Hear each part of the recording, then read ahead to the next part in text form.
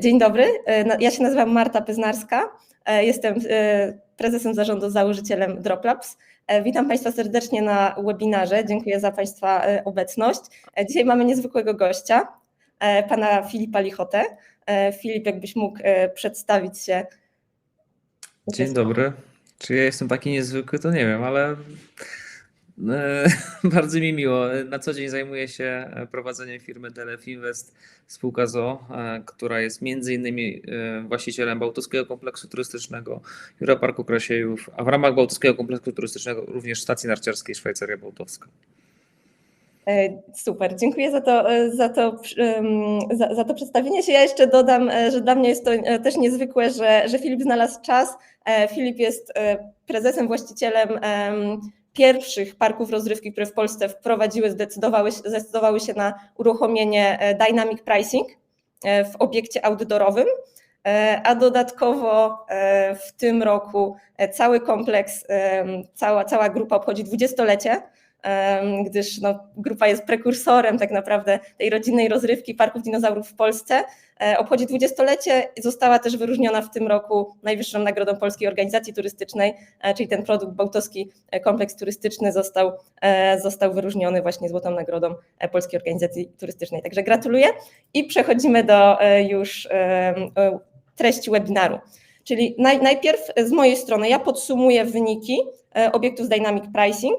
Pokażę też, bo część z Państwa już trochę wie o Dynamic Pricingu, część nie, więc bardzo krótko postaram się wprowadzić tych, którzy nie spotkali się z tym zagadnieniem, co to w ogóle jest Dynamic Pricing. Następnie oddam głos Filipowi, potem troszeczkę pokażę też o stokach narciarskich w kontekście Dynamic Pricingu i potem będzie już dosyć długa sekcja Q&A, podczas której Państwo będą mogli zadawać pytania, pewnie głównie do Filipa, ale też ewentualnie do mnie. Gdyby mieli Państwo pytania w międzyczasie, tutaj jest czat, możecie je zadawać. My będziemy tutaj z Filipem trochę decydować, czy będziemy odpowiadać na końcu, czy może na bieżąco. Zaczynamy. Zacznę od liczb, bo często Państwo pytają o liczby, czyli widzą Państwo slajdy? Jakbyście mogli dać tutaj feedback w czacie, czy ktoś tutaj pisze? Dziękuję Pani Agato, tak, dobra, super. Dobrze, widać, cieszę się, że tutaj jest też interakcja na czacie. Zacznę od liczb. Najbardziej właścicieli interesują przychody. Skupiamy się na średniej przychodzie na jednego gościa w atrakcji turystycznej. Z reguły obiekty w tym sezonie 2024 versus 2023 wykonały najczęściej w efekcie takich inflacyjnych podwyżek wzrost średniego przychodu na gościa o 8%. To jest taka mediana z rynku, którą my widzimy atrakcji turystycznych. 8%, inflacja była chyba 9-11%, czyli takie sztywne podwyżki. Obiekty z Dynamic Pricing uzyskały medianę tego wzrostu średniego przychodu 26%. Druga liczba, którą chcę, żebyśmy, zaraz będziemy też w szczegółach omawiać te liczby i bardziej na przykładach, ale druga liczba, która jest ważna, to odsetek, jaki odsetek Państwa gości kupuje bilet z co najmniej jednodniowym wyprzedzeniem. Jaki odsetek gości ma ten bilet kupiony wcześniej. W przypadku atrakcji standardowo bez Dynamic Pricing mniej niż 1 na 10 gości ma ten bilet przygotowany. W przypadku atrakcji z Dynamic Pricing ten odsetek to jest aż 3 na 10 gości ma ten bilet przygotowany wcześniej. I to wszystko się dzieje, czyli ten wpływ na przychody i na motywowanie klientów do wcześniejszego zakupu, to wszystko się dzieje bez negatywnego wpływu na zadowolenie gości, a wręcz przesłanki są, że działa to pozytywnie na zadowolenie. Tutaj zmiana ocen nadawanych w Google rok do roku w obiektach bez Dynamic Pricing. Zrobiliśmy taką analizę około 30 atrakcji w Polsce bez zmian. Ocena nadawana w Google. Obiekty z Dynamic Pricing, mediana to są 2 te oczka po przecinku do góry, czyli na przykład 4,6 na 4,8. Prawda? W jaki sposób zarabia się więcej, zachowując zadowolenie gości?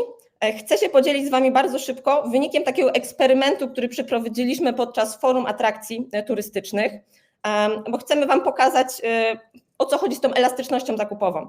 Popatrzcie sobie na te zdjęcia, to jest obiekt akurat aquaparkowy, termalny w popularnej górskiej miejscowości. Pomyślcie sobie teraz, proszę, ile byście byli w stanie zapłacić za bilet 3,5 godzinny dla osoby dorosłej w słoneczną październikową sobotę. To jest popularny rejon górski. Dosłownie 3 sekundy na pomyślenie w głowie wartości biletów. Zarządca wycenił ten bilet na 85 zł, czyli ta sobota, akurat tu 19 była słoneczna, też 85 zł. A teraz jak głosowali konsumenci? Wiadomo, że to jest specyficzny segment, bo tutaj mamy głosy 27 osób, prawda? Traktujmy to jako przykład pokazania jakby idei. I to są jeszcze segment osób o raczej dochodach wyższych niż przeciętne, bo to są właściciele, menadżerowie atrakcji, ale patrzyli z perspektywy konsumenta. Tutaj widzicie dokładnie wszystkie te 27 odpowiedzi. Widać, że jest segment, o który pewnie nie ma co w ogóle walczyć cenowy, pewnie nie lubią w ogóle basenów. Jest segment, grono klientów, o których pewnie warto zawalczyć, którzy wycenili tą atrakcję na trochę mniej niż zarządca, ale co jest ciekawe, bo zarządca wycenił to na 85 zł. Co jest bardzo ciekawe, tutaj duży segment klientów, którzy po prostu spontanicznie wskazali wyższą cenę, a niekiedy znacząco wyższą, prawda, 130, 159, 240 cenę niż ocenił zarządca.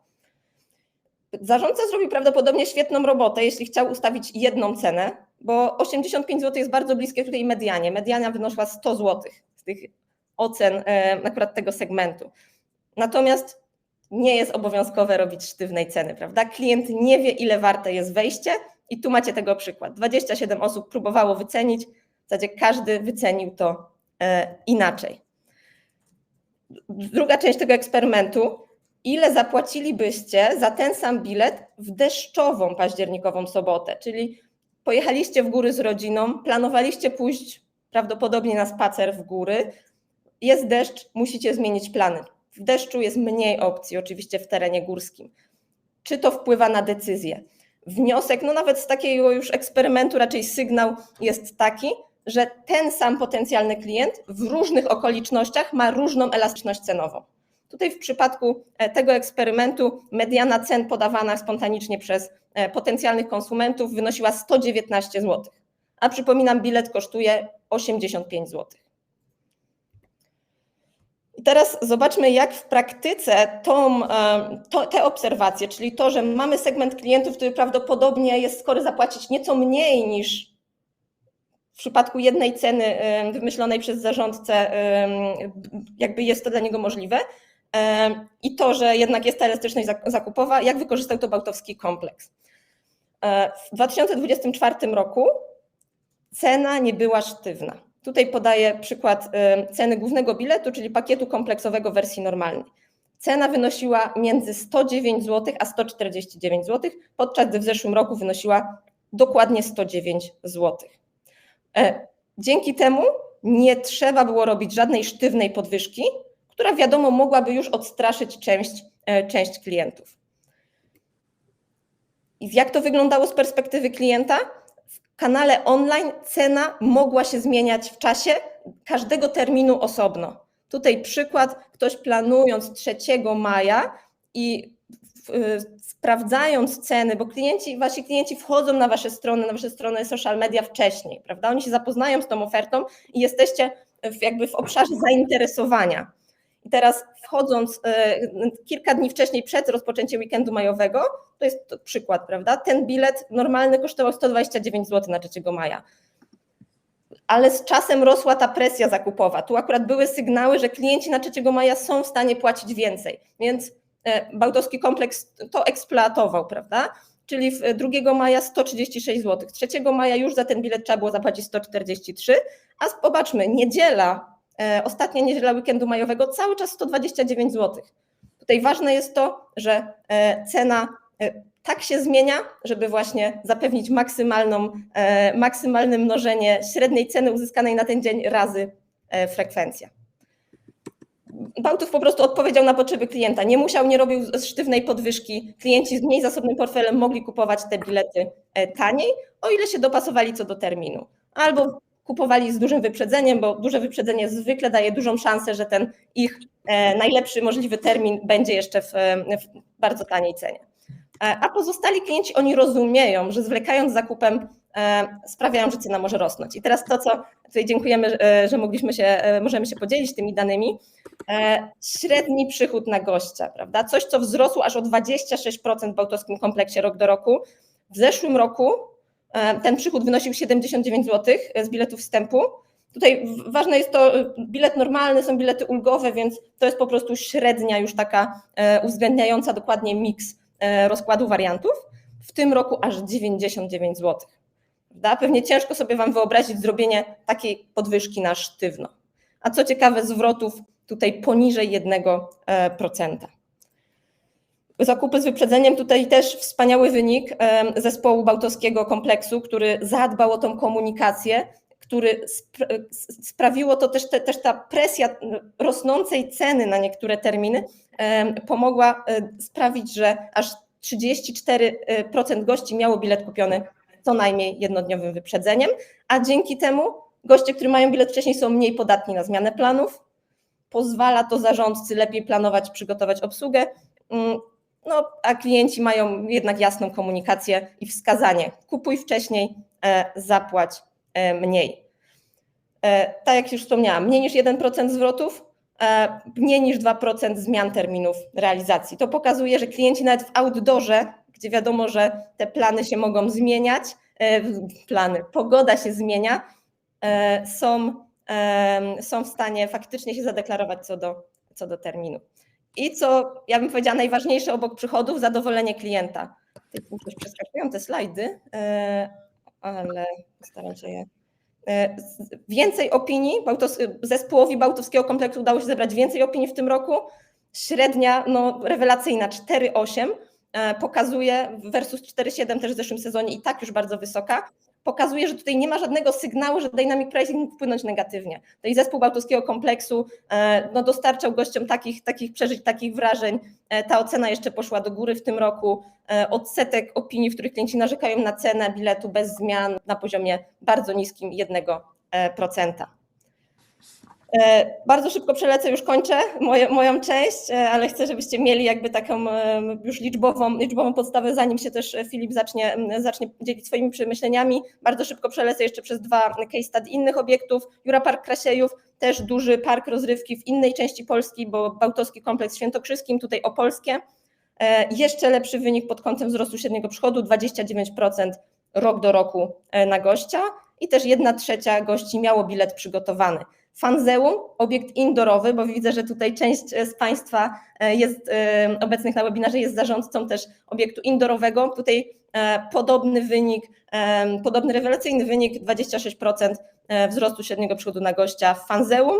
Tutaj zwrotów nawet jeszcze mniej i 39% gości na biletach kupionych z najmniej jednodniowym wyprzedzeniem. Dziękuję za cierpliwość i przekazuję teraz głos Filipowi, bo pokazałam dane, ale myślę, że to, co naszych gości webinaru najbardziej interesuje, to jak ta zmiana w Waszym obiekcie realnie wpłynęła na funkcjonowanie Bałtowskiego kompleksu i Jura Parku Krasiejów.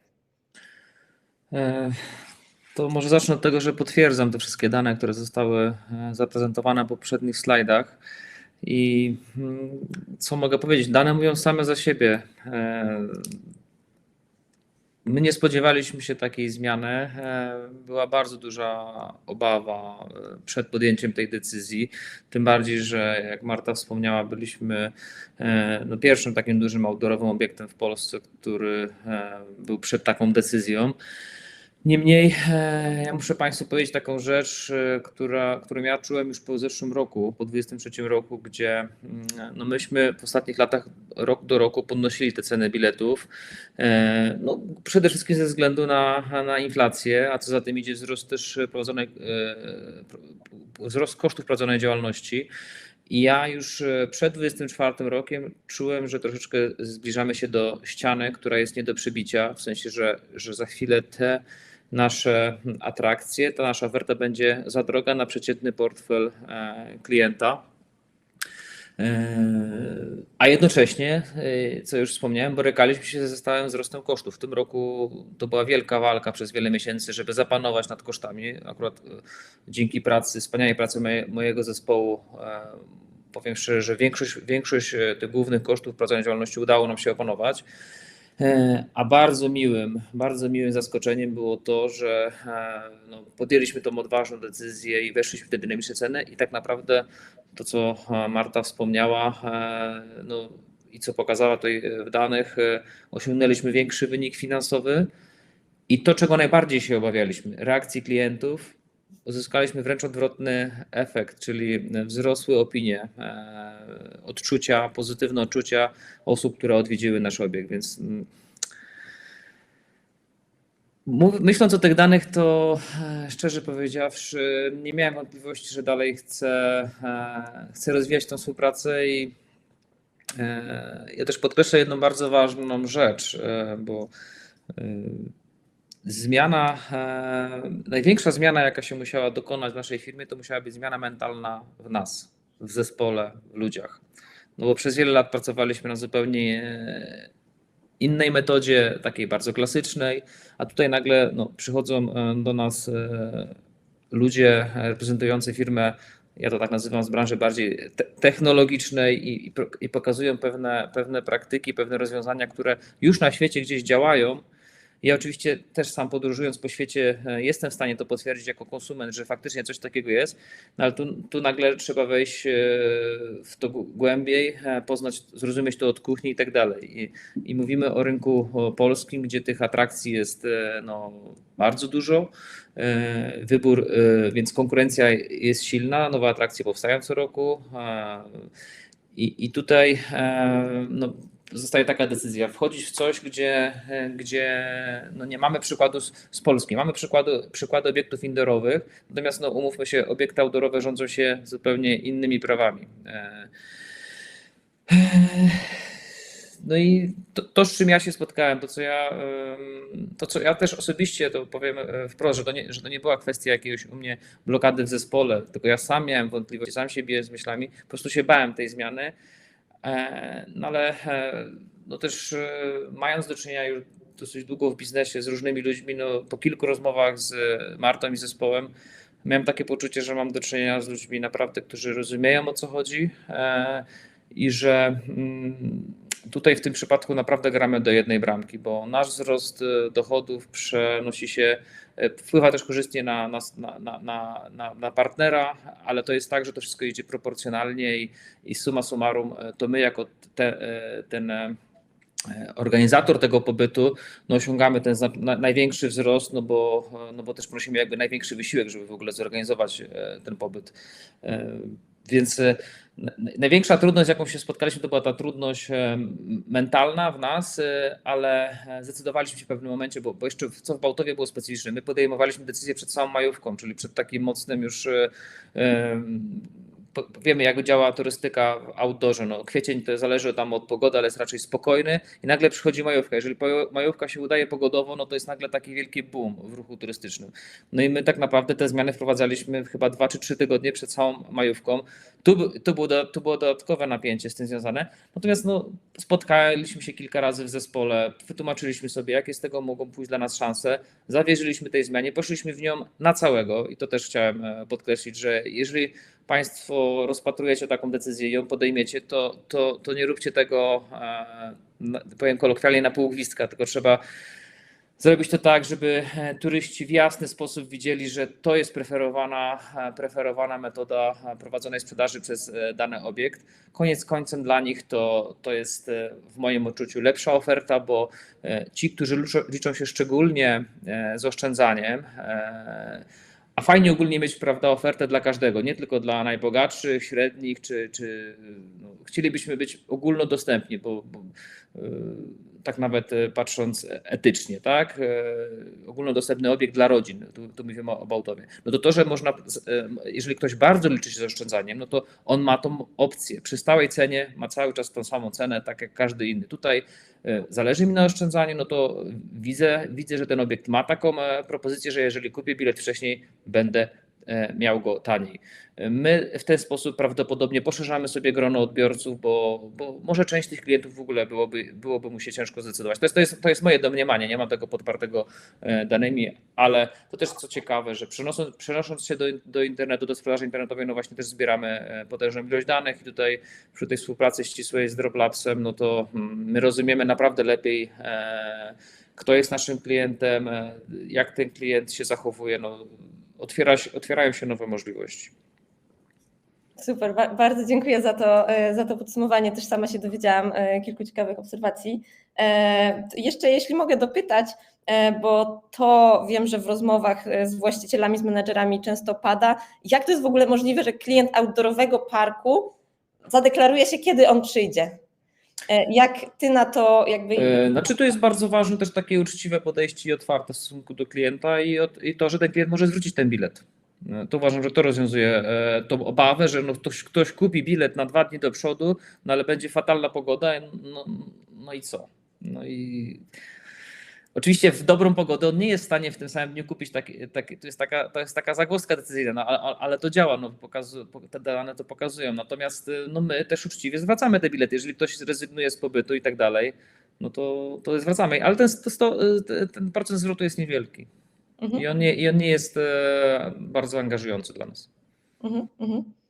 Super, to jeszcze bym zapytała o to wyprzedzenie zakupu, bo to jest takie nieintuicyjne, jak to, że nagle turyści zaczynają właśnie kupować z wyprzedzeniem, wpływa na tą organizację w ogóle obiektu. Jeszcze raz, Marta, bo coś mi tutaj... Tak, to wyprzedzenie zakupu, bo wprowadzając te zmiany, które wprowadziliście, spowodowaliście, że klienci nagle zaczęli, 1/3 klientów ma bilet już przygotowany dzień wcześniej. I teraz jak to wpływa z Twoich obserwacji na organizację takiego parku? No to jest coś, w czym w ogóle pokładam wielką nadzieję. Już jest lepiej, czyli rozumienie, przewidywanie, jaki ten ruch turystyczny może być, no bo my oczywiście mając doświadczenie tyle lat w branży, my już rozumiemy, jak dana pogoda mniej więcej, zaznaczam, mniej więcej wpłynie na odwiedzalność, ale tak do końca przewidzieć, co się wydarzy, to mimo tego, że jest 20 lat obiekt w Bałtowie, to nadal bywały takie dni, że nas zaskakiwały. Dzięki temu, że ten ciężar przenosi się zakupowy, czy ciężar, te decyzje są podejmowane wcześniej, no to my już widzimy pewną tendencję, tak, która nam potwierdza nasze przemyślenia, bądź w ogóle wskazuje na to, że no, następny dzień to będzie mocny dzień i my dzięki temu lepiej planujemy pracę tego obiektu. Tu uważam, że jeszcze wiele przed nami i jak zbierzemy więcej danych, lepiej zrozumiemy, jak pogoda wpływa na ruch, no to będzie w przyszłości, wierzę, że dzięki dynamic pricing będzie tak, że będę mógł dużo lepiej zaplanować wraz z moimi liderami pracę obiektu, a to oznacza po prostu większą rentowność, no bo to, co jest zmorą w przypadku moich doświadczeń związanych z turystyką outdoorową, no my zazwyczaj chcemy dowieść jak najlepiej te usługi i spodziewamy się dużego ruchu i mamy przerost zatrudnienia, no bo opieramy się na zatrudnieniu sezonowym. Odwoływanie w ostatniej chwili tych osób, skracanie ich godzin pracy do minimum jest problematyczne, kłopotliwe.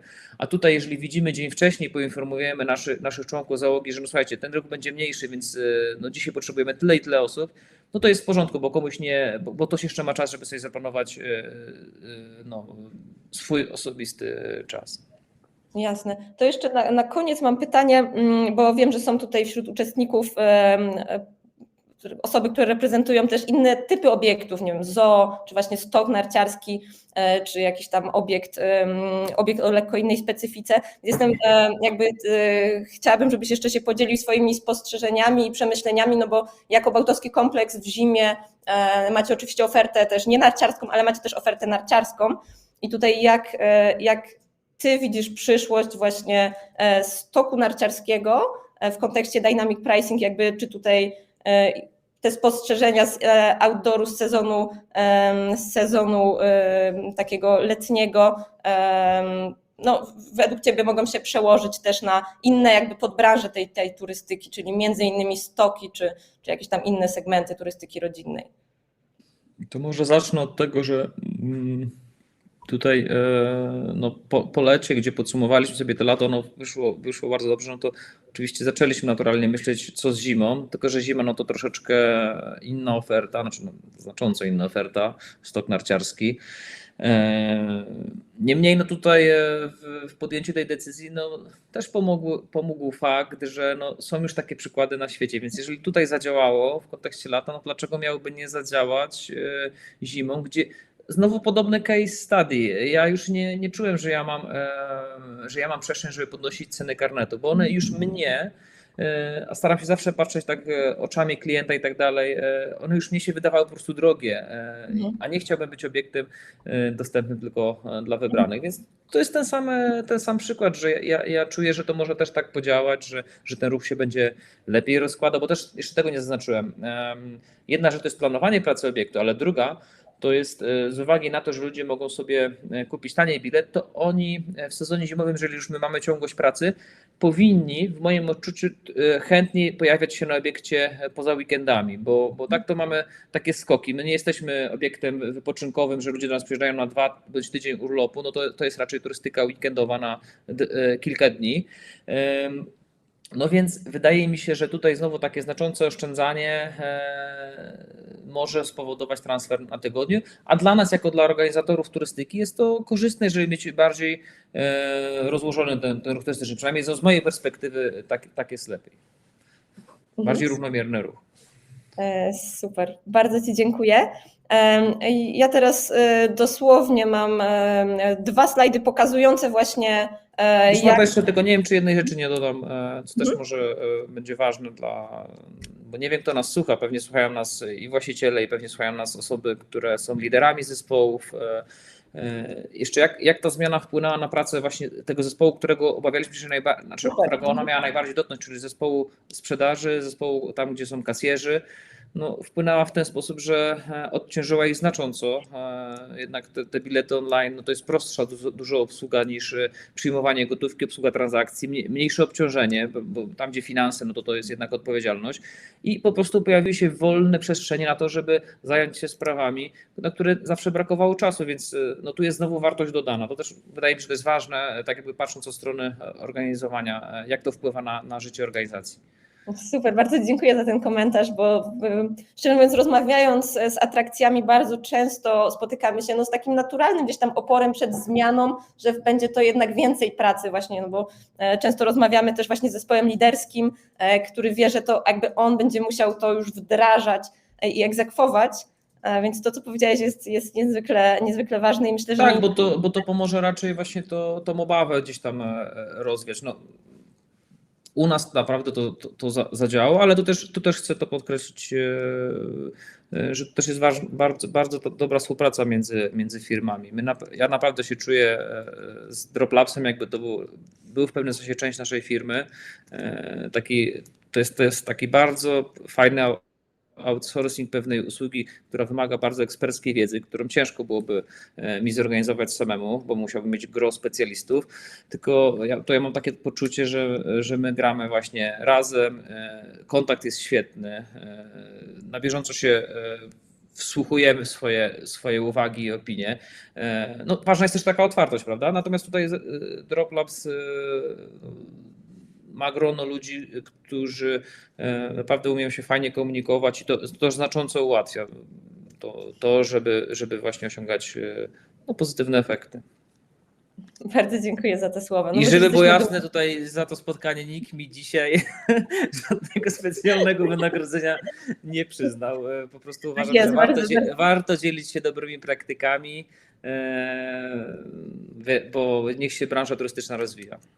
Tak, dziękuję Ci, bo to jest w ogóle też super, że jesteście otwarci, że Ty, Filip, jesteś otwarty i gdzieś tam nie zamykasz tego doświadczenia, które zdobyłeś, no ciężką decyzją, bo jakby podziwiam tą decyzję pierwszą na polskim rynku, więc też bardzo dziękuję za te słowa, no i też nie ukrywam dumę, że możemy gdzieś tam Was wspierać w rozwoju.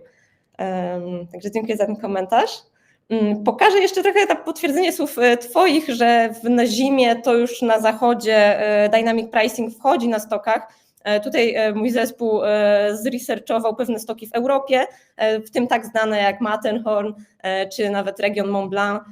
One wszystkie już wprowadziły dynamic pricing i to dynamic pricing my czujemy jakby z komunikacji, która płynie od tych stoków, że jest jakby w podobnym koncepcie i formule, jak tutaj wprowadzamy to w Droplabsie i pomagamy wdrażać w Polsce, czyli przekaz, im wcześniej kupisz, tym mniej zapłacisz, zaplanuj wcześniej, prawda, żeby uzyskać najlepszą możliwą cenę. Jakby ta komunikacja jest, czy uzyskaj nawet 25% zniżki, jeśli kupisz taniej, prawda? Tu są przykłady, widzicie na slajdach akurat z rejonu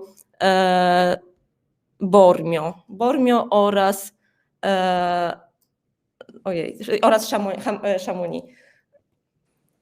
Tutaj z kolei już przykłady sklepów, też gdzie widać te, no analogicznie jak tutaj w Bałtowskim Kompleksie pokazywałam, każdy dzień ma de facto inną cenę.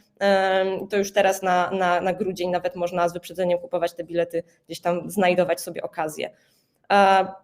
Tutaj w zasadzie chyba już nie będę się powtarzać tych słów Filipa, bo też jakby podobne zebraliśmy przemyślenia, dlaczego ten dynamic pricing miałby się sprawdzić na stokach. Powiem w zasadzie skrótowo, no optymalizacja tych zysków jednak, bo chodzi i większy przychód i jednak optymalizacja kosztów no w obliczu coraz krótszych sezonów. Na pewno podwyższenie skuteczności marketingu, bo ta decyzja jest przesuwana na wcześniej, więc klient, który ma kupić bilety wcześniej, po prostu nie zmieni planów, więc mamy pełnego klienta, konkurencja go gdzieś tam w międzyczasie nie przejmie. No jest też potencjał przy odpowiednich integracjach technicznych, prawda, na rozładowanie kolejek, bo można znacząco zwiększyć tą przepustowość, jeśli nie trzeba prowadzić tej sprzedaży już na miejscu, tylko na 60-70% klientów ma ten bilet kupiony już wcześniej. Myślę, że teraz najważniejsza część de facto, bo Q&A. Macie Państwo tutaj w prawym dolnym rogu okienko czatu. Zachęcam, żeby zacząć zadawać pytania. My będziemy te pytania prezentować o tutaj już widzę pierwsze. Czekaj, nie, jeszcze nie. Tutaj jeszcze coś mi się... Sekundkę. Ja widzę pierwsze pytanie. Czy dynamic pricing zwiększył frekwencję w waszych obiektach? To chyba to jest pytanie do mnie. Tak. Właśnie, jakbyście Państwo mogli też, jeśli jest pytanie, najlepiej wskazywać czy do Filipa, czy do mnie, chociaż chyba będę zakładać, że wszystkie są do Filipa. Więc jeżeli chodzi o frekwencję, ja miałem taką informację, ona była zresztą ogólnodostępna z Polskiej Organizacji Turystycznej, że w tym roku wracamy do tak zwanego normalnego ruchu turystycznego, czyli pod tej, ja to nazywam hossie bonowej, więc to tutaj należało się spodziewać w tym roku takiego ruchu jak w 2019. Więc ja miałem takie założenie. Nie liczyłem na to, że w tym roku, bo mi się wydawało to nierealne, że mi wzrośnie frekwencja, gdzie już nie ma bonu turystycznego, który no w sposób nienaturalny zwiększył frekwencję. No to w przypadku naszej firmy, no to była po prostu niewyobrażalna ilość dodatkowego klienta. No, I bardzo dobrze, bo pomogło nam się to odbić z bardzo trudnego położenia, bo jeszcze powiem, że no, my na co dzień zatrudniamy naprawdę armię ludzi, to jest ponad 230 osób na pełnych etatach, więc dla nas ta wizja pandemii to było coś strasznego, jak dla każdego z Państwa, myślę, kto zajmuje się tym biznesem. Tu jeżeli chodzi o frekwencję w tym roku, to jeszcze nie mamy takiego dokładnego podsumowania, bo to robimy zawsze po grudniu, bo my sobie zamykamy sezon, tak no, przegląd robimy pełny, teraz mamy ciągłość pracy, natomiast to będzie bardzo podobny ruch turystyczny. Wydaje mi się, że trochę mniejszy niż w zeszłym roku, ale finansowo na szczęście obronione to wszystko zostało, między innymi dzięki dynamic pricing. Dziękuję. Tu mamy pytanie do pana Filipa. Pani Angelika. Ile czasu pracownicy poświęcają na zwroty biletów lub zmianę terminów? Tutaj brakuje mi koleżanki Ilony, która jest moją współpracowniczką i ona się tym zajmuje, no i zespołu też z działu sprzedaży na czele z Anetą Dwojak. To są kliknięcia. no ja tak dosłownie nie biorę w tym udziału, ale nigdy mi nie zgłoszono, że to jest jakieś obciążające dla tych osób, a zazwyczaj jest tak, że jak się wprowadza zmiany, no to szczególnie się jest przewrażliwionym na to, co nie działa, na to, co jest uciążliwe. Tutaj ani razu nie miałem uwagi odnośnie zwrotów. Były pytania, czy na pewno robimy zwroty, czy na pewno robimy zwroty, to było przed wprowadzeniem tej zmiany. Mówię, tak, zróbmy te zwroty, bo bądźmy twarzą do klienta otwarci. No i później jakby to szło, no czyli domniemam, że to trwało dosyć, że to znaczy jestem przekonany, że to trwało sprawnie, zajmowało mało czasu, tylko że takie szczegóły, no to mogę uzyskać od koleżanek gdzieś tam, nie wiem, jako taką dopowiedź gdzieś tam w czacie, czy coś później, jakiś komentarz. Super, dziękujemy. Pani Angeliko, to jest okej, to już mamy kolejne pytanie. Czy oprócz obawy przed zmianami nastąpiły jakieś trudności w samym wprowadzeniu dynamicznych cen? I te szczegóły, ile to trwało, jak ustalić cenę? Jak reagowali na początku? No to zrobiliśmy to w ten sposób, bo tutaj Droplabs nam proponował początkowo dużo większą cenę, taką tą najwyższą, bo to jest pewien zakres cen. Sprzedajemy od jakiejś wartości do jakiejś, przy czym w obiekcie stacjonarnie mamy najwyższą cenę. No i Droplabs nam proponował taką wyższą cenę niż ja zakładałem i tego się obawiałem. No ale poszliśmy w tym kierunku, tylko że w dynamicznych cenach my żeśmy po prostu zaczęli trochę od mniejszych tych wartości, żeby no nie było takiego ryzyka, że od razu no, przechytrzymy system i po prostu będzie to bardzo duży wzrost. Ale dzisiaj jakbym miał jeszcze raz podejmować decyzję, to bym chyba zaufał i bym zrobił od razu większą zmianę. To tak. Ale to było małymi krokami, no summa summarum wyszło bardzo dobrze. My po prostu na majówkę mieliśmy trochę niższą cenę i ona średnio wzrosła później bliżej wakacji. A czy jakieś konkretne trudności w samym wprowadzeniu? To wspomniałem podczas tej swojej wypowiedzi wcześniejszej części, że no, zespół ważny jest, żeby w to uwierzył, że chce to zrobić i tak dalej, bo jeżeli będzie założenie, że idziemy w to, czujemy, że to jest jakaś szansa dla nas, są już przykłady, że to się udało, no to wtedy jesteśmy zaangażowani i to idzie. Przez to, że to jest dobra współpraca, to jest dobra komunikacja, no to takich trudności ja u siebie nie zauważam. No bardziej to jest związane z tym, czasami może być związane, jak skomplikowany jest cennik. Jeżeli jest bardzo dużo produktów, no to pewnie to powoduje, że jest więcej tej pracy siłą rzeczy, no bo trzeba każdy produkt osobno rozważyć. Ja osobiście jestem za tym, żeby upraszczać cenniki, żeby było ich jak najmniej i to może wpływać na czas wdrożenia. No, ale przypominam, że u nas to był trochę szalony czas, bo to było 3 tygodnie. I da się. I działało. Tak, to było niesamowite, jak zespół twój Filip się zorganizował pod twoim przewodnictwem i zadziałaliście.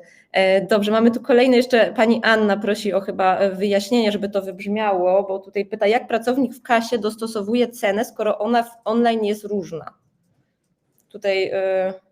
W kasie jest stała cena stacjonarnie, tylko pracownik uczciwie, to jest w ogóle, ludzie jak reagują klienci, to uwierzcie Państwo, to jest czasami zabawne, bo nasi pracownicy, mówiliśmy na początku, sugerujecie wszystkim otwarcie, że zawsze online jest taniej i nawet jak ktoś podchodzi do kasy, jeżeli nie ma takiego dużego ruchu, no to mówimy, bo ogólnie wcześniej to jest ta polityka informacyjna ważna, żeby przed kasą były duże komunikaty, że kup taniej online i tak dalej. Natomiast ludzie jak podchodzą do kasjera i kasjer mówi, proszę Panią, może Pani kupić troszeczkę taniej ten bilet, to tak oni nagle, poważnie? A pan się nie boi tego, czy tam pani się nie boi tego informować, że tak, że to właściciel nie będzie miał z tym problemu? No nie, bo to taka jest polityka firmy, tak? Więc cena w kasie jest stała i jeżeli byście mieli Państwo zamiar zmieniać tą cenę stacjonarną, to już wszystko wtedy powinno się odbywać w ścisłej konsultacji z Droplabs, no bo to wpłynie na pozostałe jakby parametry dynamic pricingu. Super, dziękuję. Mamy kolejne tutaj pytanie. Ta cena jest jakoś adekwatna do możliwości obiektu. Można indywidualnie przeanalizować widełki cenowe dla konkretnego obiektu. Tu nie wiem dokładnie, o co chodzi pani Dominice, ale może ty, Filip? Znaczy, no, nie wiem, rozumiem, może chodzi o analizę konkurencji, zobaczyć sobie, no trzeba przejrzeć jakby zawsze do kogoś się porównujemy jako obiekt, tak? Ktoś jest naszym taką silną konkurencją, bezpośrednią, ktoś jest mniejszą, no to w zależności od tego, jak szeroką mam ofertę, ile tego czasu oferujemy, no tutaj to jest analiza konkurencji, no gdzieś tam znalezienie tego swojego miejsca na rynku, no. My nie jesteśmy najdroższym obiektem, ale też nie jesteśmy najtańszym, no ale też coś za coś. No, ta oferta bałtowa to już jest oferta, gdzie no, uczciwie powiem, że jeden dzień jest ciężko, żeby zaliczyć wszystkie atrakcje tak bardzo na spokojnie. Dobra, mamy kolejne pytanie. Czy w kasie też działa system Droplabs? Czy to jakoś łączycie? To tutaj nie bardzo zrozumiem to pytanie. Może ty mi, Marta, znowu teraz pomożesz. Tak, znaczy w kasie nie działa system Droplabs. My obsługujemy Bałtycki Kompleks. W kasie są normalnie kasy fiskalne, no my mamy akurat POS-y, czyli takie komputery, gdzie mamy platformę sprzedaży i jeżeli klient chce kupić stacjonarię, to jest taka transakcja jak wcześniej. To się nic nie zmienia. Tak, ja też to mogę od siebie powiedzieć, tutaj nie ma żadnego połączenia w Bałtowskim Kompleksie między systemem kasowym a systemem online'owym. A może to też jest ważne dla Państwa informacja, te pieniążki, które są tak od siebie jeszcze dodam, te pieniądze, które zarabiamy, one bardzo szybko przychodzą na konto firmy, to nie ma jakiegoś wielkiego opóźnienia, no bo na przykład dla mnie to jest ważne, gdzie ja jak jestem przed sezonem mam tylko koszty, mam dociążoną firmę w przepływach finansowych i później czekam jak na zbawienie, na tą majówkę, żeby odblokować się, no to te pieniążki bardzo szybko pojawiają się na koncie, tutaj też jest dobry ten system płatniczy, to działa sprawnie. Tak, to jest ważne, tam w zasadzie każdego dnia mogą te pieniądze spływać na konto. Mamy pytanie od pana Mikołaja. Czy Droplabs planuje wprowadzić integrację z bramkami do parku? Wiele parków puszcza klientów przez bramki, na których skanuje się kod QR z biletu. Z tego, co mi wiadomo, na ten moment nie ma tego rozwiązania. To może ja odpowiem na to pytanie. Panie Mikołaju, mamy partnerów integracyjnych, którzy jakby dokonali takiej już integracji i to funkcjonuje no, w wielu obiektach, nawet też parkach rozrywki, gdzie po prostu, o ile no, w Bałtowie jest to trochę inaczej, bo jak tam część Państwa może była, jest dosyć trudnie organizacyjnie obiekt, bo te atrakcje są też w różnych miejscach, nie ma po prostu jednego zagrodzonego obiektu, ale mamy też takie wśród klientów atrakcje, które są po prostu na zagrodzonym terenie, jest po prostu bramka wejściowa i wtedy nie ma problemu, można po prostu zeskanować kod QR na tej bramce, kołowrotek się przekręca i klient po prostu wchodzi. Tak, tu pan Mikołaj już podziękował za tą odpowiedź. Tak jest, także tutaj też po prostu z różnymi systemami, tymi takimi zapewniającymi bramki i usprawnienie wejścia po prostu jesteśmy zintegrowani, czy oni są zintegrowani z nami, w zależności od potrzeb konkretnej atrakcji. Dobrze. Czy mamy jeszcze jakieś pytania? Tutaj dalej pani Anna. Czy to w związku z tym, to chyba o ten system online chodzi, niepołączony z kasą, czy to w związku z tym nie komplikuje rozliczeń i zamieszania, skoro nie działacie w jednym środowisku informatycznym? Czyli jak rozumiem, to jest ta sama pani zadaje pytanie, co pytała o... Nic mi na ten temat nie wiadomo. No, u nas to działa. No, ja oczywiście nie biorę tak udziału bardzo już w procesie takim od kuchni, no, ale no, zazwyczaj jeżeli gdzieś są jakieś problemy, to wtedy no, rozmawiamy i razem rozwiązujemy, tak naradzamy się. To chyba jest bardziej też pytanie techniczne do ciebie, Marta, bo to są takie tematy no, gdzieś tam integracji i tak dalej. No, z naszego doświadczenia, no to szczególnie właścicielom i właśnie liderom podoba się to, że zespół Droplabs, bo to jest nie tylko system, dostarczamy dynamic pricing, ale też przeprowadzimy analizy, w których też uwzględniamy dane z systemu, nawet jak nie jest to zintegrowane, systemu stacjonarnego i de facto my się czujemy w obowiązku, żeby okresowo po prostu pokazywać dane już z połączonych tych zarówno systemu naziemnego i online. Mimo że nie ma integracji, to współpracując po prostu z zespołami, gdzieś tam jesteśmy w stanie pokazywać te dane i jeszcze też przetwarzać te dane tak, żeby zespół liderski czy właśnie zarząd, właściciele mogli podejmować decyzje, mając po prostu zaprezentowane dane, więc a jeśli chodzi o komplikacje rozliczeń, no to tutaj no szczerze mówiąc nie spotkaliśmy się z jakimś takim dużym w sensie komplikacje rozliczeń. Raczej jeśli coś pada, to jeśli jest ograniczona na przykład liczba miejsc, wejść na dany slot, prawda? Są takie obiekty, takie atrakcje turystyczne, które gdzieś tam na daną godzinę wpuszczają tylko 50 osób, prawda? I wtedy naturalnie jest obawa i często się z tą obawą spotykamy, że prościej by było, gdyby ten system był jakby stacjonarnie ten sam. No natomiast mamy pewne rozwiązania i propozycje rozwiązań dla tych obiektów, czy to bazujące właśnie na trochę statystyce i tym, że jednak klienci kupują z wyprzedzeniem, a ci, którzy przychodzą do kasy, no to kupują na tu i teraz, więc gdzieś tam można tą sprzedaż online na kilka minut przed danym slotem wyłączyć i już zostawić w kasie, dajmy na to 10 minut przed początkiem takiego slotu, czy można gdzieś tam doklikiwać. Też mamy takich klientów, którzy gdzieś tam w systemie Droplabs doklikują, ile tych miejsc na dany termin było sprzedanych w kasie na bieżąco. Więc jest to wtedy faktycznie się musimy dla każdego takiego przypadku zastanowić z zespołem zarządzającym tym obiektem jakby jak podejść, bo rozumiem zupełnie, że wygodniej by pewnie było wielu obiektom, gdyby ten system też był tak kompleksowy, że w kasie też mógłby działać Droplabs, natomiast no, my poświęcamy też całe jakby zasoby firmy jednak na to, żeby robić na najwyższym poziomie ten system online. Bo tutaj wierzymy, że ta nasza specjalizacja jakby pomaga dostarczać tą wartość, ale zdajemy sobie sprawę, że w związku z tym niekiedy jest to trochę mniej wygodne dla pracowników obiektów, szczególnie jeśli jest dokładnie jakaś liczba miejsc, prawda? Zanim przejdziemy do kolejnego pytania, to jeszcze taka mi się nasunęła myśl, że bo to gdzie mogą się pojawić jakieś obawy, no jak ktoś nawiązuje współpracę z nową firmą, to tam mam na myśli właśnie twoją firmę, Marta, że no dobrze jest, to jest kwestia umowy handlowej, która reguluje pewne sprawy, ale ważne jest też się podzielić danymi sprzedażowymi tego, co się działo w firmie, bo to pomoże Droplabsowi lepiej doradzić nam, co można zrobić. No, oni są ekspertami, wiedzą jak to liczyć. To jeszcze trochę w nawiązaniu do wcześniejszego tam pytania odnośnie ustalania cennika i tak dalej, więc tutaj dobrze się otworzyć. No to jest profesjonalna współpraca, więc to są dane poufne, oczywiście nigdzie dalej nie przychodzą, ale to jest bardzo ważne. Dziękuję za ten komentarz. Tutaj widzę, że Ilona z twojego zespołu też jest na webinarze i dodała w czacie informację, że Droplabs ma integrację z e-paragonami, które ułatwia rozliczenie księgowe. Dziękuję w sumie za ten komentarz.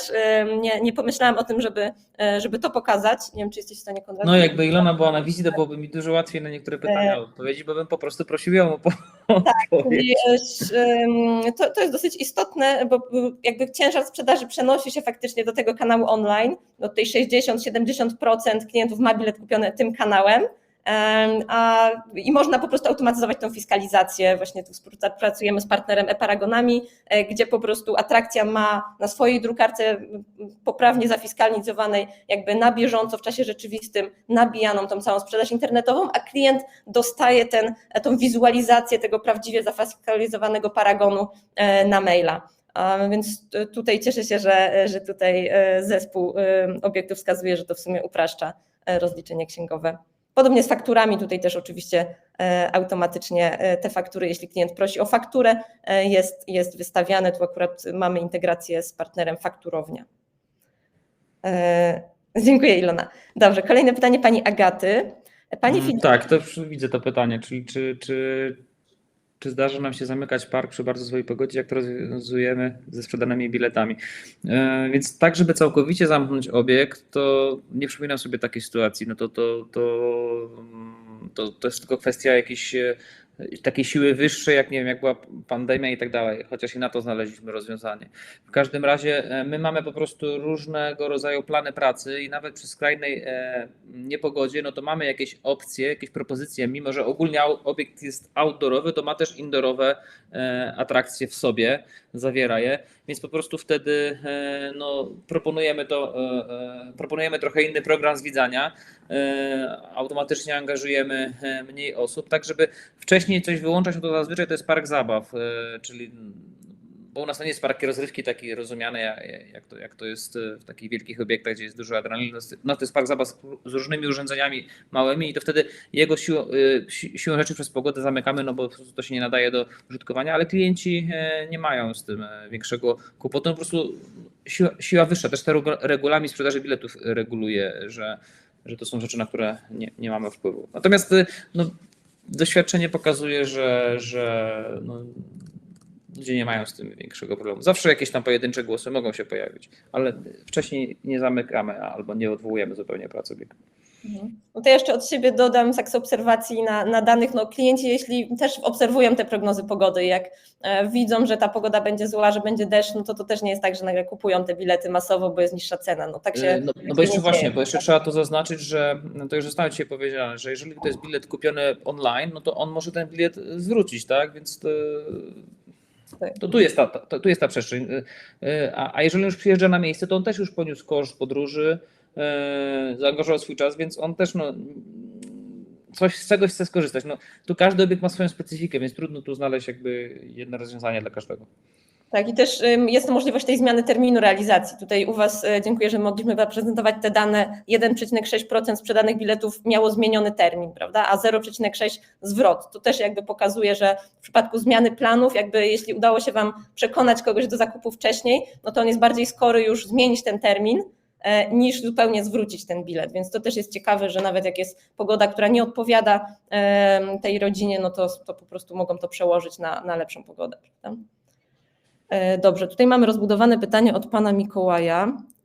Jeszcze jedno techniczne pytanie. Bilety online są sprzedawane wtedy na osobnej stronie, na przykład bilety park rozrywki. Jest to stricte wasza platforma, czy na przykład jest jakieś rozwiązanie integracji z WordPress, WooCommerce, tak żeby sprzedawać w obrębie jednej strony? Pytam głównie pod kątem analityki zliczania konwersji z kampanii, bo jak są zewnętrzne platformy, jest z tym często problemy. Jak chcesz, Filip, ja mogę odpowiedzieć. No zdecydowanie to jest pytanie do Ciebie. Dobra. Panie Mikołaju, system DropLabs jakby wpasowuje się w obecną stronę. No tutaj Bałtowski Kompleks korzysta, to nie jest żadna tajna informacja, bo to w kodzie strony widać z WordPressa, więc po prostu zespół jakby sobie dobiera w jaki sposób, w którym miejscu, jaki przycisk kliknięty otwiera tą platformę już zakupową, bo ona może być albo po prostu w treści strony i tak to jest, czyli wchodzimy na stronę na przykład park rozrywki / kup bilet i tam mamy osadzony wewnątrz sklep i to jest najczęściej używane w przypadku kierowania klientów z marketingu, żeby oni po prostu widzieli taki landing page z biletami, albo po prostu kliknięcie na jakiś przycisk kup bilet taniej na platformie może też otworzyć takie okienko, które w przypadku telefonów, bo 85% klientów kupuje bilety na telefonach, no to zajmuje fajnie całą szerokość ekranu, więc ten zakup biletu jest po prostu prosty i czytelny. Więc tutaj dzieje się to na stronie atrakcji, to nie jest jakaś dodatkowa subdomena, podstrona, więc całe to zliczanie analityki pod kątem konwersji idzie do Google Tag Managera, który jest jakby własnością atrakcji. Bo my po prostu wysyłamy te zdarzenia analityczne do Tag Managera, który jest osadzony na stronie, a to jest po prostu wasz Google Tag Manager, więc tam te wszystkie zdarzenia pod kątem analityki kampanii są wysyłane. I tak jakby to było osadzone po prostu u was wewnątrz waszej platformy, bo to jest osadzone dzięki po prostu skryptom, JavaScriptom, jakby mamy możliwość wysyłania tych zdarzeń do tego Google Tag Managera w obrębie waszej domeny. Ja jeszcze dodam, że to rozwiązanie DropLabsu jest bardzo stabilne, no działa, bo to też jest często tak, że się korzysta z różnych narzędzi w internecie. Zazwyczaj zaczynamy od tych bezpłatnych, no bo cenimy sobie każdy grosz, no ale później wraz z rozwojem firmy one jednak mają takie ograniczenia, które są problematyczne. Kolejne pytanie. Tak, dziękuję Panie Mikołaju. Jeszcze jedno pytanie od Pana odnośnie promocji, takich jak na przykład Black Week, który zakładamy, że ustawiamy rabat minus 40%, wtedy ten rabat odliczany jest od ceny dynamicznej czy od ceny bazowej z pominięciem dynamicznych cen? To ten rabat liczymy od ceny stacjonarnej na dany sezon w kasie, która, przypomnę, jest zawsze tą ceną najwyższą. Tak, czyli dosyć jakby w prosty sposób, też myślę, że czytelny dla klienta. Dobrze, czy mamy jeszcze... Dziękuję w ogóle Państwu za taką aktywność na tym czacie. Mam nadzieję, że Filip nie jesteś zamęczony tą ilością pytań. Nie, dla mnie to jest ciekawe doświadczenie. Przyznam sobie, że pierwszy raz biorę w takim spotkaniu udział. Na razie to mam dobre odczucia. Zachęcam jakby tych z Państwa... Mam nadzieję, że coś Państwu pomoże to spotkanie. Zachęcam tych z Państwa, którzy jeszcze gdzieś tam jakieś w głowie pytanie kiełkuje o jego zadanie. Proszę się też nie przejmować, że inni zadają te pytania i jest ich więcej, bo jak widzicie na spokojnie możemy po kolei na nie odpowiadać, bo myślę, że jest to unikatowe, że tutaj Pan Filip na żywo jakby jest w stanie odpowiadać, więc można też nawet dopytywać. Teraz sobie patrzymy, czy jeszcze ktoś o coś zapyta. Bo jesteśmy już prawie ku końcu czasu. Planowaliśmy 1 godzinę, mamy jeszcze 5 minut. Tutaj widzę, ktoś właśnie jeszcze coś pisze, więc poczekajmy. Cieszę się też, że zostali, widzę Państwo w zasadzie wszyscy do końca. Mam nadzieję, że jest ciekawie. Pokazuje to, że jest ciekawie.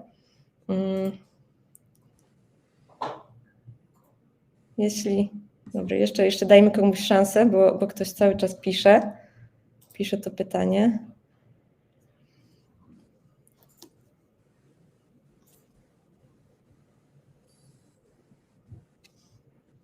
Dla mnie jest bardzo ciekawa ta psychologia decyzji, bo jest to, nie ukrywam, dla nas też wyzwanie, w jaki sposób jakby właściciel jakby podejmuje tą trudną decyzję.